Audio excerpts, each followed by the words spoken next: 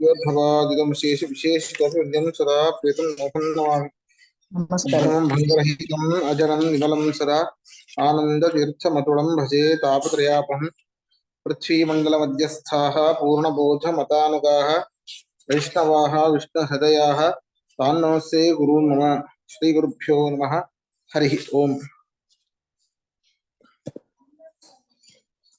26ನೇ ಶ್ಲೋಕದ ಅರ್ಥ ಆಗಬೇಕು, ಹೌದಾ? ಹೌದು ಗುರುಗಳೇ. ಪರತತ್ವ ವಿವರ್ತತ್ವಾತ್ ಅಪರಸ್ಯ ಅಖಿಲಸ್ಯ ಚ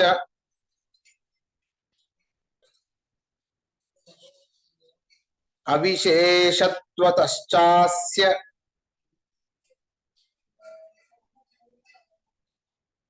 ನಾಂತರಂತರಮೇತಯೋಃ. ಪದಚ್ಛೇದ ನೋಡಿ.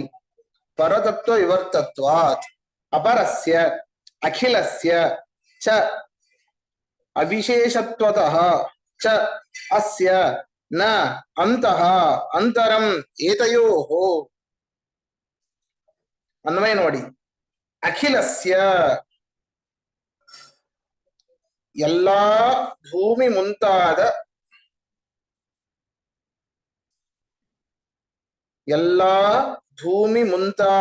ಪ್ರಪಂಚವೆಂಬ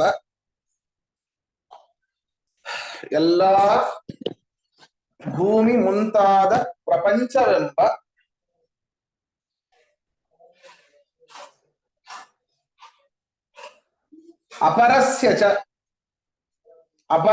ಚ ಅಪರತತ್ವಕ್ಕೆ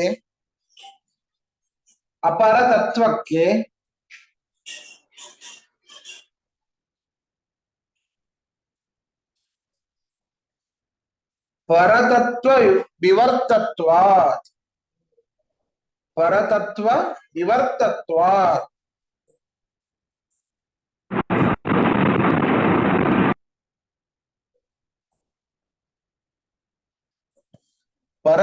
ವಿವರ್ತತ್ವಾತ್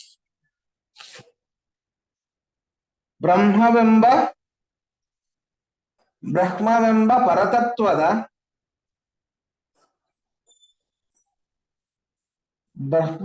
ಪರತತ್ವದ ಅನ್ಯಥಾಭಾವವೆಂಬ ವಿವರ್ತ ಸ್ವರೂಪವಿರುವುದರಿಂದ ಬ್ರಹ್ಮವೆಂಬ ಪರತತ್ವದ ಅನ್ಯಥಾಭಾವವೆಂಬ ವಿವರ್ತ ಸ್ವರೂಪವಿರುವುದರಿಂದ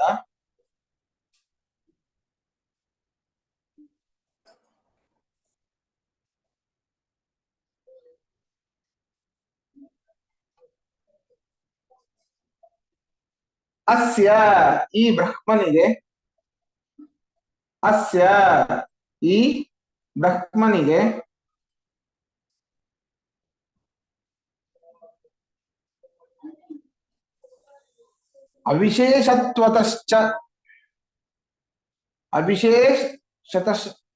ಅವಿಶೇಷತ್ವತಶ್ಚ ಶೂನ್ಯಕ್ಕಿಂತ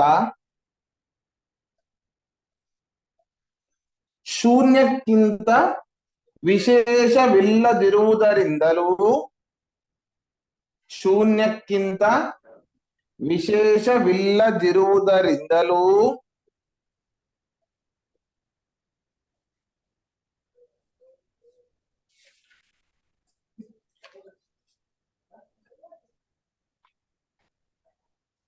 ಏತಯೋಃ ಅಂತಃ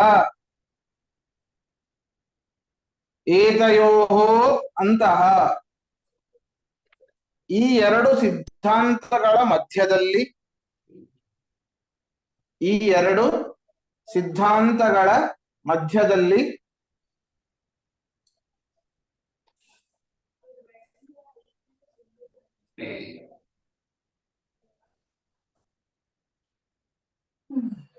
ಅಂತರಂ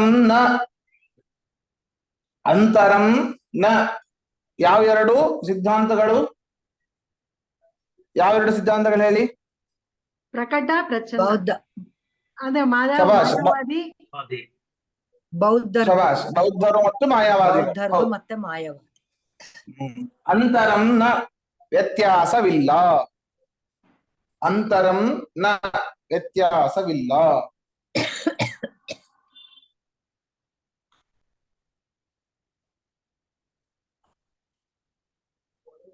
ಪ್ರಶ್ನೆ ಇದ್ರೆ ಕೇಳಿ.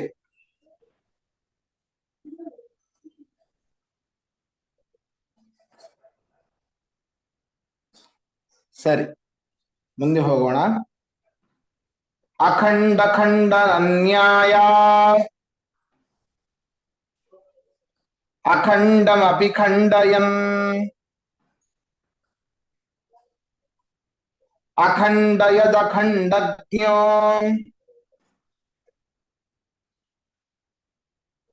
ದ್ವಯಾಂಶ್ಚಾಖಂಡಲದ್ವಿಷಃ. ಎಷ್ಟು ಖಂಡಗಳು ನೋಡಿ. ಬಾ ಬಾ ಬಾ, ಬರೀ ಭೂಖಂಡ, ಭಾರತ ಖಂಡ ಎಷ್ಟೇ ಗೊತ್ತು. ಈ ಖಂಡಗಳು ಗೊತ್ತು, ಬಹಳ ಆದ್ರೆ ಶ್ರೀಖಂಡ ಅಂತ ಗೊತ್ತು. ಇದು ಯಾವ ಖಂಡ ಗೊತ್ತೇ ಇಲ್ಲ. ಪದಚ್ಛೇದ ಏನ್ ಹೇಳ್ತಾ ಇದ್ದಾರೆ ಇಲ್ಲಿ ತಾತ್ಪರ್ಯದಲ್ಲಿ?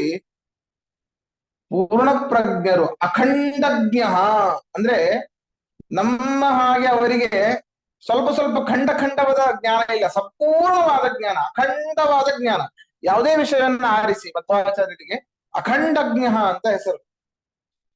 ಆ ಪೂರ್ಣ ಪ್ರಜ್ಞರು ಈ ಬೌದ್ಧರು ಮತ್ತು ಮಾಯಾವಾದಿಗಳ ಸಿದ್ಧಾಂತವನ್ನ ಖಂಡಿಸಲು ಅನೇಕ ಪ್ರಯೋಗಗಳನ್ನ, ನ್ಯಾಯಗಳನ್ನ, ಅಂದ್ರೆ ಈ ಬೌದ್ಧರು ಮತ್ತು ಮಾಯಾವಾದಿಗಳು ತಮ್ಮ ಸಿದ್ಧಾಂತ ಶ್ರೇಷ್ಠ, ನಮ್ಮ ಸಿದ್ಧಾಂತವೇ ಉತ್ತಮ, ಇದು ಸತ್ ಸಿದ್ಧಾಂತ ಅಂತ ಏನು ಎದೆ ಒಪ್ಪಿಸಿಕೊಂಡು ನಡೆಯೋದಿಕ್ಕೆ ನ್ಯಾಯಗಳನ್ನ ಅವರು ಉಪಯೋಗ ಮಾಡ್ತಾ ಇದ್ರು, ಪ್ರಯೋಗ ಮಾಡ್ತಾ ಇದ್ರು. ಅಂತಹ ನ್ಯಾಯಗಳನ್ನೇ ಖಂಡಿಸಿದರು. ಪರಮತ ಖಂಡನೆ, ಸ್ವಮತ ಸ್ಥಾಪನೆ, ಆವಾಗ ನಮ್ಮ ಮತ ಉಳಿಯುವುದು.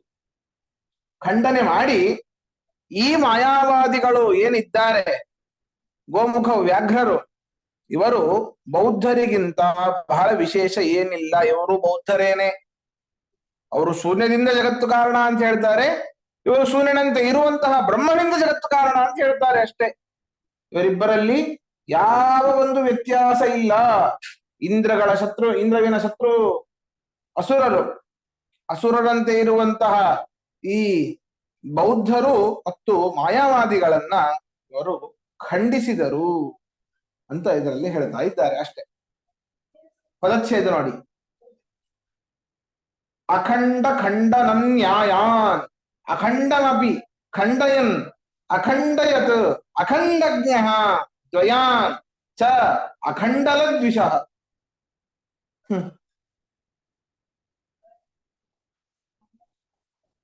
ನೋಡಿ ಅನ್ವಯ ನೋಡಿ. ಅಖಂಡ ಖಂಡನನ್ಯಾಯಾನ್ ಅಖಂಡ ಖಂಡ ನನ್ಯಾಯಾನ್ ಸತ್ಸಿದ್ಧಾಂತ ಖಂಡನಕ್ಕೆ, ಸತ್ಸಿದ್ಧಾಂತ ಖಂಡನಕ್ಕೆ ಉಪಯೋಗಿಸುವ ಎಲ್ಲಾ ನ್ಯಾಯಗಳನ್ನು, ಸತ್ಸಿದ್ಧಾಂತ ಖಂಡನಕ್ಕೆ ಉಪಯೋಗಿಸುವ ಎಲ್ಲಾ ನ್ಯಾಯಗಳನ್ನು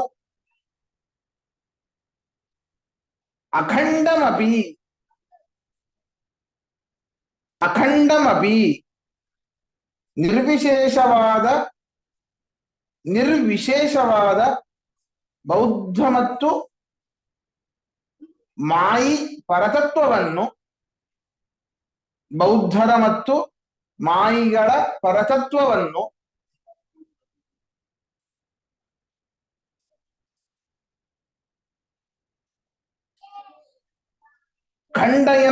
ಖಂಡಿಸುತ್ತಿರುವ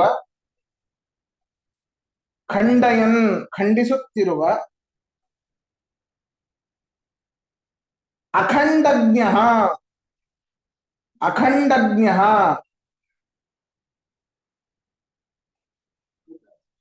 ಎಲ್ಲವನ್ನು ತಿಳಿದ ಶ್ರೀಮದ್ ಆಚಾರ್ಯರು, ಅಖಂಡಜ್ಞ ಎಲ್ಲವನ್ನು ತಿಳಿದ ಶ್ರೀಮದ್ ಆಚಾರ್ಯರು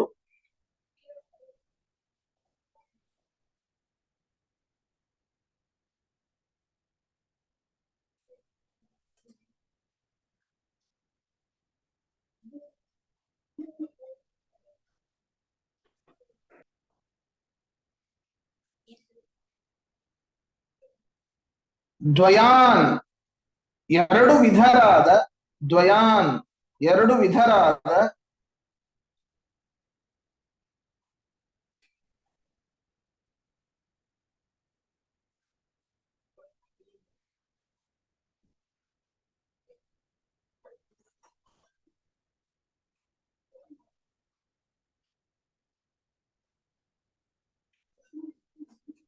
ದ್ವಯಾನ್ ಎರಡು ವಿಧರಾದ, ಆಖಂಡಲ ದ್ವಿಷಃ, ಆಖಂಡಲ ದ್ವಿಷಃ,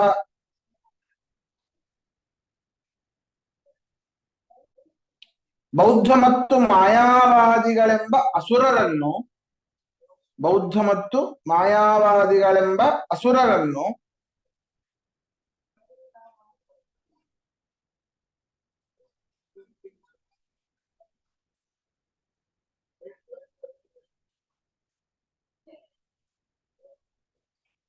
ಅಸುರರನ್ನು ಅಖಂಡಯತ್ ನಿರಾಕರಿಸಿದರು, ಅಖಂಡಯತ್ ನಿರಾಕರಿಸಿದರು.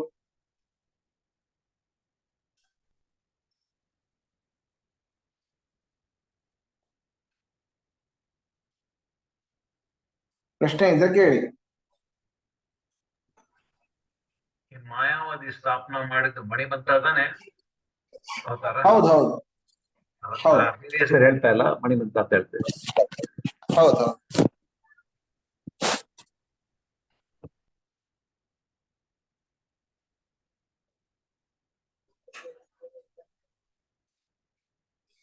ಪ್ರಶ್ನೆ ಇದ್ರೆ ಕೇಳಿ, ಅದನ್ನು ಮುಂದೆ ಹೋಗೋಣ.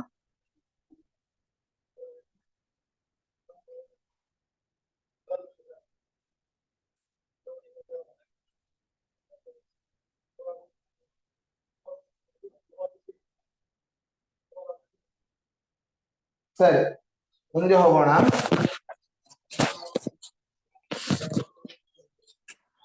ಅಂಘೋತಾಪಸನೋ ಶೂನ್ಯಂ ಕಾರಣಂ ಕುಂಭಕರ್ತೃವತ್. ಆಚಾರ್ಯ 28 ಸ್ಕಿಪ್ ಮಾಡ್ಬಿಟ್ರಿ. ಆಚಾರ್ಯ 28 ಹೌದಾ? ಮಾಡ್ಬೇಕು. ಹೌದು. ಓ ಸಾರಿ, 28. ಅದು ಅಲ್ಲ, ಅದು ಎರಡು ಒಟ್ಟಿಗೆ ಇರೋದ್ರಿಂದಾಗಿ ಇಲ್ಲಿ ಎರಡು ಒಟ್ಟಿಗೆ ಕೊಟ್ಟಿದ್ದಾರೆ, ಅದು ಬಿಟ್ಬಿಟ್ಟೆ ಅಷ್ಟೇ, ಕ್ಷಮಿಸಿ. ವಿಮತಂ ಕಾರಣಂ ನ ಸ್ಯಾತ್,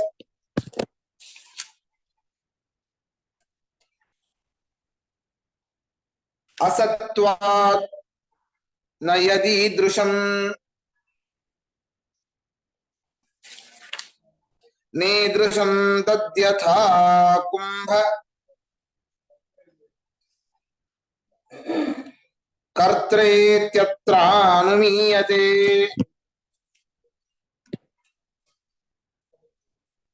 ಅಂಘೋತಾಪಸನೋ ಶೂನ್ಯಂ ಕಾರಣಂ ಕುಂಭಕರ್ತೃವತ್.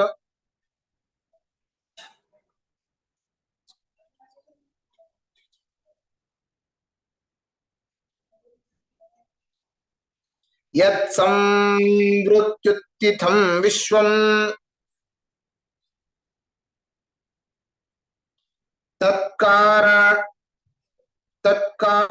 ತತ್ಕಾರಣಮಿತೀರ್ಯತೆ. ಎರಡು ಶ್ಲೋಕಕ್ಕೆ ಒಟ್ಟಿಗೆ ಅನ್ವಯವನ್ನ ಹೇಳಬೇಕು. ಇಲ್ಲಿ ಏನು ಆಚಾರ್ಯರು ಹೇಳ್ತಾರೆ, ಅಯ್ಯೋ ಬೌದ್ಧ ಎಂತ ಹುಚ್ಚನೋ ನೀನು, ಲೋಕದಲ್ಲಿ ಎಲ್ಲಾದ್ರೂ ಕಂಡಿದೆಯಾ? ಶೂನ್ಯದಿಂದಾಗಿ, ಶೂನ್ಯ ಅಂದ್ರೇನು? ಇಲ್ಲ ಅಂತ ಅರ್ಥ. ಇಲ್ಲ ಅಂದ್ರೇನು? ಅಸತ್ತು. ಸತು ಅಂತಂದ್ರೆ ಇದೆ, ಅಸತು ಅಂತಂದ್ರೆ ಇಲ್ಲ. ಈ ಅಸತ್ತು ಯಾವುದಕ್ಕಾದ್ರೂ ಕಾರಣ ಆಗಿದ್ ಕಂಡಿದ್ದೇನಾ? ಯಾವುದಕ್ಕೆ ಒಂದು ಕಾರ್ಯಕ್ಕೆ ಅದು ಕಾರಣ ಆಗಬೇಕು ಅಂತ ಆದ್ರೆ ಮೊದಲಿಗೆ ಅದು ಇರಬೇಕು. ಅದು ಇದ್ದಾಗ ಅದು ಕಾರಣ ಆಗುತ್ತೆ. ಶೂನ್ಯ ಅಂದ್ರನೇ ಇಲ್ಲ ಅಂತ ಅರ್ಥ. ಆ ಶೂನ್ಯವು ಜಗತ್ತಿಗೆ ಕಾರಣ ಅಂತ ಹೇಳ್ತಾ ಇದ್ದೀಯಲ್ಲೋ. ಈಗ ಮಡಿಕೆ ಕುಂಬಾರ ಕಾರಣ, ಕುಂಬಾರ ಇದ್ರೆ ಮಾತ್ರ ಮಡಿಕೆ ಆಗೋದು. ಕುಂಬಾರನೇ ಇಲ್ಲ ಅಂತಂದ್ರೆ ಮಡಿಕೆ ಏನಾಗುತ್ತೆ? ಮಡಿಕೆ ಆಗೋದೇ ಇಲ್ಲ. ಹಾಗಾದ್ರೆ ಮಡಿಕೆ ಆಗುವಂತಹ ಕಾರ್ಯಕ್ಕೆ ಕುಂಭಾರವೆಂಬುವಂತಹ ಸತ್ ಇರುವಿಕೆ, ಅವನ ಇರುವಿಕೆ ಕಾರಣ. ಅವನು ನಿಜವಾಗಿ ಇರ್ಲೇಬೇಕು. ಅಂತಹವನೇ ಇಲ್ಲ ಅಂತ ಹೇಳಿಬಿಟ್ರೆ ಮಡಿಕೆ ಆಗ್ತಾ ಇತ್ತ?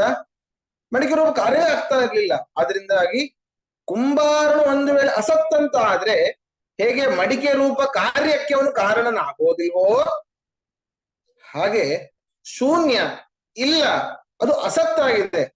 ಅಸತ್ತಾದದ್ದು ಸತ್ತಾದ ಈ ಪ್ರಪಂಚಕ್ಕೆ, ಯಾಕೆ ಪ್ರಪಂಚ ಇದೆ, ಮಡಿಕೆ ಇದೆ, ಸತ್ತಾದ ಆ ಮಡಿಕೆಗೆ ಹೇಗೆ ಸತ್ತಾದ ಕುಂಭಾರನೇ ಕಾರಣ ಆಗ್ತಾನೋ ಹಾಗೆ ಸತ್ತಾದ ಈ ಪ್ರಪಂಚಕ್ಕೆ ಅಸತ್ತಾದ ಶೂನ್ಯ ಕಾರಣ ಆಗಲಿಕ್ಕೆ ಹೇಗ್ ಸಾಧ್ಯ?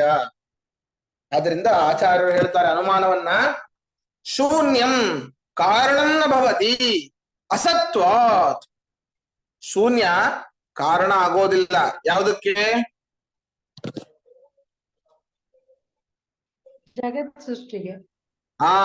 ಜಗತ್ತಿನ ಸೃಷ್ಟಿಗೆ ಕಾರಣ ಆಗೋದಿಲ್ಲ. ಯಾಕೆ? ಶೂನ್ಯ, ಅದು ಏನೂ ಇಲ್ಲ, ಅಸತ್ವ ಇಲ್ಲ. ಆದ್ರಿಂದ ಸರಿನಾ? ಶೂನ್ಯ, ಅದು ಅನುಮಾನ ಮಾಡ್ತಾ ಇದ್ದಾರೆ ಆಚಾರ್ಯರು. ಶೂನ್ಯಂ ಕಾರಣಂ ನ ಭವತಿ. ನೋಡಿ, ಅನೇಕ ಅನುಮಾನಗಳು ಬರುತ್ತೆ ಇದರಲ್ಲಿ. ಅಂದ್ರೆ ನಾ ಹೇಳಿದೆ ಅನುಮಾನದಲ್ಲಿ 3 ಇರ್ತದೆ. ಮೊದಲನೇದ್ದೇನು, ಮಧ್ಯದ್ದೇನು, ಕೊನೆಯದೇನು.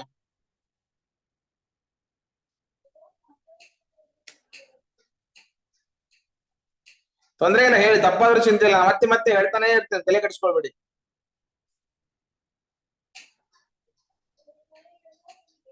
ಒಂದು 5 ಸರಿ ಹೇಳಿದ್ರೆ ಕೊನೆಗೆ ಒಂದು 6ನೇ ಸರಿ ನಿಮ್ಗೆ ನೆನಪಾಗುತ್ತೆ.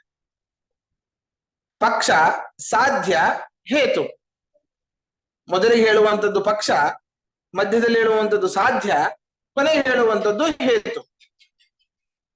ಪಕ್ಷ ಶೂನ್ಯಂ, ಸಾಧ್ಯ ಕಾರಣಂ ನ ಭವತಿ. ಸಾಧ್ಯ ಯಾಕೆ? ಅಸತ್ವಾತ್.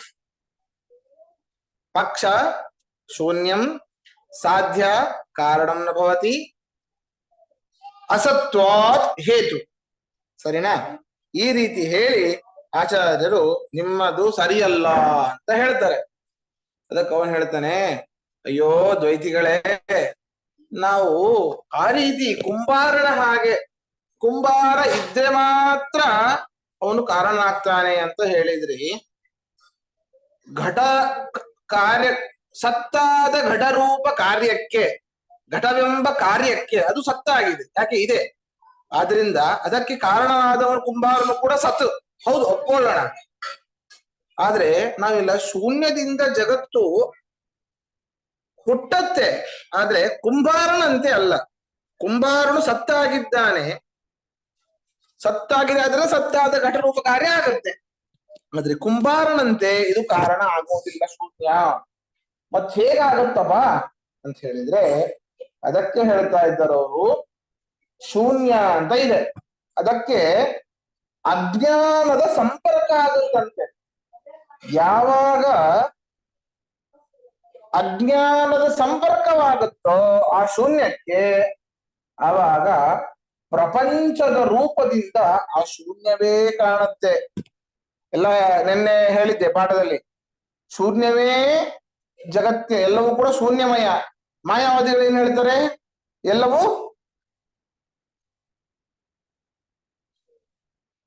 ಸ್ವಲ್ಪ ವ್ಯತ್ಯಾಸ. ಮಾಯಾವಾದಿಗಳು ಏನ್ ಹೇಳ್ತಾರೆ? ಬ್ರಹ್ಮಮಯ. ಬೌದ್ಧರು ಶೂನ್ಯಮಯ, ಇವರು ಬ್ರಹ್ಮಮಯ. ಆ ಬ್ರಹ್ಮ ಏನು? ಅವನಲ್ಲಿ ಏನೂ ಇಲ್ಲ, ಸೊನ್ನೆ. ಮತ್ತೆ ಅಲ್ಲಿಗೆ ಬಂದ್ರಲ್ಲ ಅಂತ ನಾವು ಹೇಳ್ತಾ ಇದ್ವಿ ಅಷ್ಟೇ. ಸರಿನಾ? ಇವ್ರೇನ್ ಹೇಳ್ತಾರೆ ಅಂದ್ರೆ, ಶೂನ್ಯ ಒಮ್ಮೆಲಿಗೆ ಕಾರಣ ಆಗೋದಿಲ್ಲ. ಶೂನ್ಯಕ್ಕೆ ಬೀಜ, ಸುಮ್ನೆ ಕೈಯಲ್ಲಿ ಇಟ್ಕೊಂಡ್ರೆ ಬೀಜ ಅಂಕುರ ಬರುತ್ತಾ? ಇಲ್ಲ, ಮಣ್ಣಲ್ಲಿ ಹಾಕಬೇಕು. ಮಣ್ಣಿನ ಸಂಪರ್ಕ ಆಗಿ ನೀರಿನ ಸಂಪರ್ಕ ಆದಾಗ ಮಾತ್ರ ಮೊಳಕೆ ಬರುತ್ತೆ, ದೊಡ್ಡ ಮರ ಆಗುತ್ತೆ. ಹಾಗೆ ಈ ಒಂದು ಶೂನ್ಯ ತರಷ್ಟಾನೆ ಕಾರಣ ಆಗೋದಿಲ್ಲ ಪ್ರಪಂಚಕ್ಕೆ. ಅಜ್ಞಾನದ ಸಂಪರ್ಕವಾದಾಗ ಹೇಗೆ ಆ ಒಂದು ಮಣ್ಣಿನ ಸಂಪರ್ಕವಾದಾಗ, ನೀರಿನ ಸಂಪರ್ಕವಾದಾಗ ಆ ಬೀಜವೇನೇ ಮೊಳಕೆಯಾಗಿ ಮರವಾಯಿತೋ, ಹಾಗೆ ಅಜ್ಞಾನದ ಸಂಪರ್ಕ ಈ ಶೂನ್ಯಕ್ಕೆ ಆದಾಗ ಈ ಶೂನ್ಯವೇನೆ ಜಗತ್ತಾಗಿ ತೋರುತ್ತೆ. ಶೂನ್ಯವೇನೆ ಜಗತ್ತಾಗಿ ತೋರುತ್ತೆ.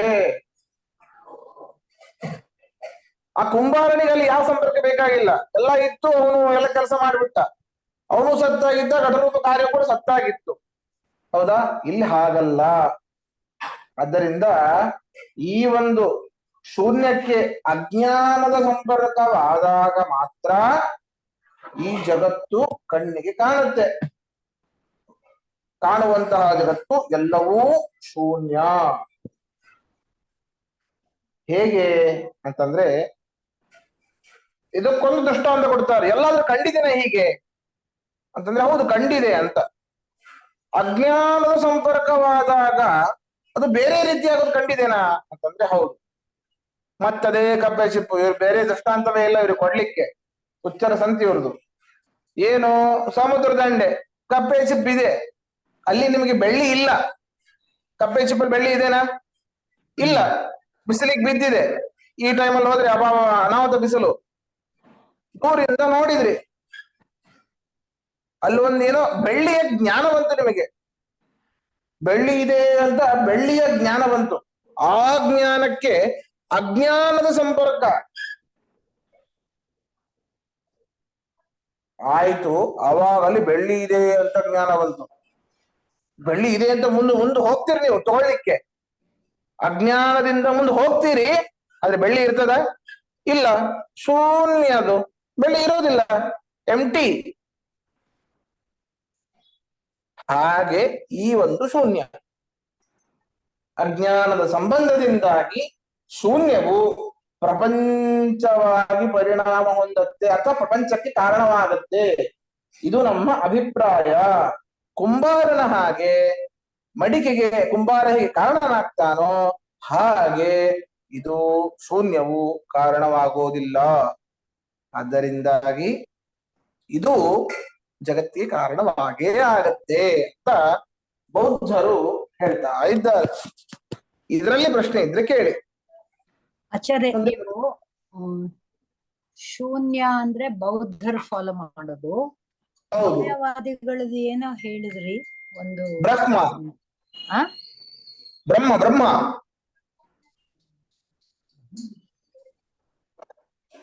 ಬ್ರಹ್ಮ ಪರಮ ಬ್ರಹ್ಮ ಅಂತ ಅವ್ರು ಹೇಳ್ತಾರೆ. ನಿರ್ಗುಣ ಬ್ರಹ್ಮ. ನಿರ್ಗುಣ.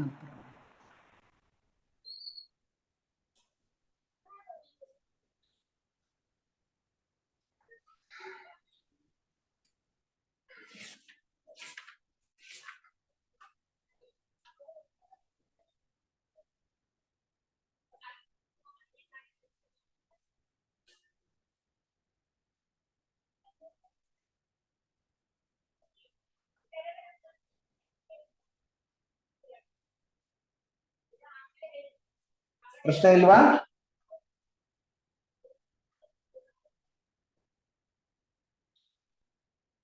ಸರಿ. ಅಂದ್ರೆ ಅವ್ರದ್ದು ರೀತಿನಲ್ಲಿ ಜಗತ್ ನಮಗ್ ಕಾಣ್ತಿದೆ, ಅದು ಒಂದು ಅಜ್ಞಾನದ.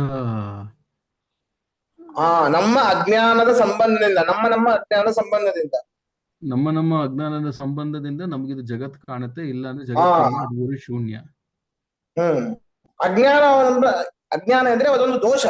ಈಗ ಒಬ್ಬ ವ್ಯಕ್ತಿಗೆ ಕಾಣುವಂತಹ ಪುಸ್ತಕದಲ್ಲಿರುವಂತಹ ಅಕ್ಷರಗಳು ಸ್ಪಷ್ಟವಾಗಿ ಕಾಣುತ್ತೆ, ಇನ್ನೊಬ್ಬನಿಗೆ ಮಂಜಾಗಿ ಕಾಣುತ್ತೆ. ಯಾಕೆ? ಕಣ್ಣಿನ ದೃಷ್ಟಿಯ ದೋಷ ಅದು. ನಿಜ. ಸರಿನಾ? ನಿಜವಾಗಿ ಇರೋದೇನು? ಯಾರಿಗೆ ನಿಜವಾಗಿ ಈಗ ತಾನೇ ಒಂದು 8 ವರ್ಷ ಬಾಲಕ ಅಂತ ಹುಡುಗನಿಗೆ ಏನು ಕಾಣುತ್ತೆ ಅದು ನಿಜವಾದದ್ದು, ಯಾವ ದೋಷವೂ ಕೂಡ ಇರೋದಿಲ್ಲ. ಸರಿನಾ? ಅದು ನಿಜವಾದದ್ದು. ಅಜ್ಞಾನ ಸಂಪರ್ಕ ಆಯ್ತು ಅಂತ ಆದ್ರೆ ಅದೊಂದು ದೋಷ ಅಲ್ಲ. ಹೀಗೆ ದೃಷ್ಟಿ ದೋಷದ ಸಂಪರ್ಕ ಆದಾಗ ಮಾತ್ರ ಅದು ವಿಪರೀತ ಕಾಣುತ್ತೆ. ಮಂಜಾಗಿ ಕಾಣುತ್ತೆ, ತುಂಬಾ ಸಣ್ಣದಾಗಿ ಕಾಣುತ್ತೆ, ದೂರದ ಕಾಣೋದಿಲ್ಲ, ಹತ್ತಿರದ ಕಾಣೋದಿಲ್ಲ, ಪ್ಲಸ್ ಮೈನಸ್ ಈ ರೀತಿ.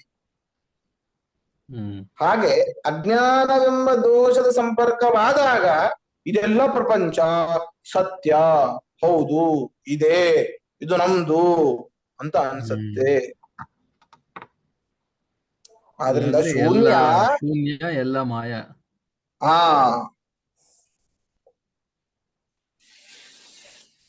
ಆದ್ರಿಂದ ಶೂನ್ಯ ಈ ರೀತಿ ಕಾರಣ ಆಗತ್ತೆ ಹೊರತು ಜಗತ್ತಿಗೆ ಆ ಕುಂಬಾರನ ಹಾಗೆ, ಕುಂಬಾರ ಏನು ಮಣ್ಣು ತರ್ತಾನೆ, ಗಾಲಿ ತಿರುಗಿಸ್ತಾನೆ, ಚಕ್ರ ತಿರುಗಿಸ್ತಾನೆ, ಮಡಿಕೆ ಮಾಡ್ತಾನೆ, ಹಾಗೆ ಕಾರಣ ಅಲ್ಲ.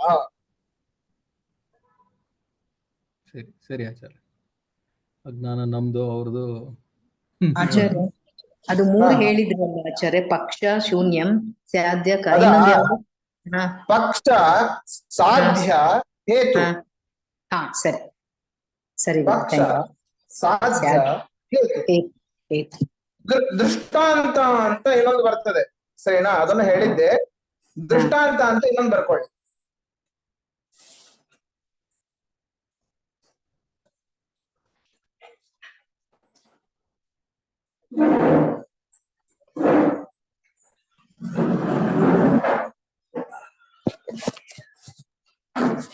ಸರಿ, ಇದರ ಅರ್ಥ ಸ್ವಲ್ಪ ದೊಡ್ಡದಿದೆ, ನಾಳೆ ಮಾಡೋಣ ಇದನ್ನ, ಸರಿನಾ? ಈಗ 3 ಆಗಿದೆ. ಸರಿ, ಶ್ರೀಕೃಷ್ಣಾರ್ಪಣಮಸ್ತು. ಅಧ್ಯಕ್ಷ ಧನ್ಯವಾದ. ನಮಸ್ತೆ. ಶುಭರಾತ್ರಿ. ನಮಸ್ಕಾರ.